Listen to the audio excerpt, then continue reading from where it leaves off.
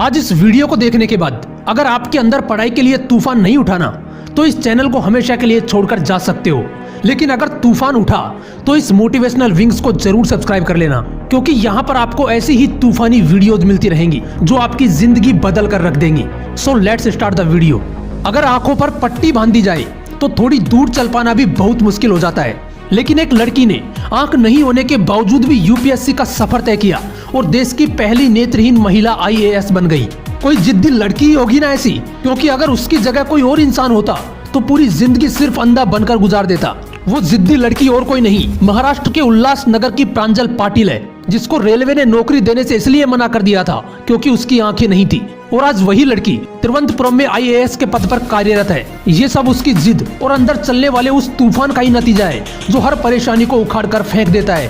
क्योंकि प्रॉब्लम्स की वजह से बहाने लगाना तो बहुत आसान है, लेकिन अंदर एक तूफान चाहिए होता है प्रॉब्लम्स को लात मार के कुछ बड़ा करने के लिए। ऐसी ही एक कहानी है हरियाणा के अजीत कुमार की। 5 साल की उम्र में इस बंदे को डायरिया हो गया और इस वजह से उनकी आंखों की रोशनी हमेशा के लिए चली गई।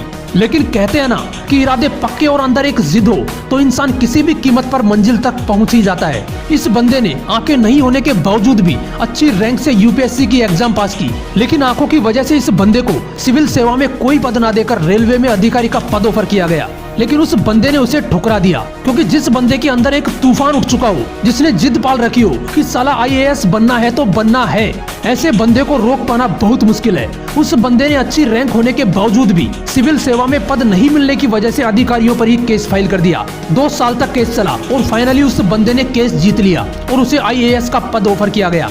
ये होते हैं जिद्दी इंसान, जिनकी आंखों से ऊपर वाले ने भले ही रंग छीन लिए हों, लेकिन इन्होंने अपनी जिद की बदौलत जिंदगी में फिर से रंग भर दिए। जहां पर लोग सब कुछ सलामत होने के बावजूद भी हार मान लेते हैं, वहीं पर ऐसे जिद्दी लोग अपनी सफलता के झंडे गाड़ते हैं। एक लड़का जिसके पास पढ़ाई करने के लिए भी पैसे नहीं थे, उसकी पढ़ाई के लिए उसके माँ बाप ने अपना घर बेच दिया और खुद रेंट से रहने लगे। उन्होंने अपने बेटे से कहा कि बेटा ये खर्चा नहीं, इन्वेस्टमेंट है तेरे ऊपर, रिटर्न ऑफ इन्वेस्टमेंट तुझे देना है। उस लड़के ने अपने सपने को पूरा करने के लिए इतनी मेहनत की कि फर्स्ट अटेम्प्ट में ही यूपीएससी क्लियर कर दिया और बन गया आईएएस प्रदीप सिंह। यार, औकात से बड़ा करने के लिए औकात से ज्यादा मेहनत करनी पड़ती है। ऐसा ही एक लड़का जिसके अब्बू रिक्शा चलाते थे, गरीबी का आलम कुछ ऐसा था कि उस बंदे के पास बुक्स खरीदने तक के पैसे नहीं थे। इसके बावजूद जब तुम बहानों की लिस्ट बना रहे थे, वो लड़का इंडिया का यंगेस्ट आईएएस ऑफिसर बन गया, मिस्टर अंसार शेख।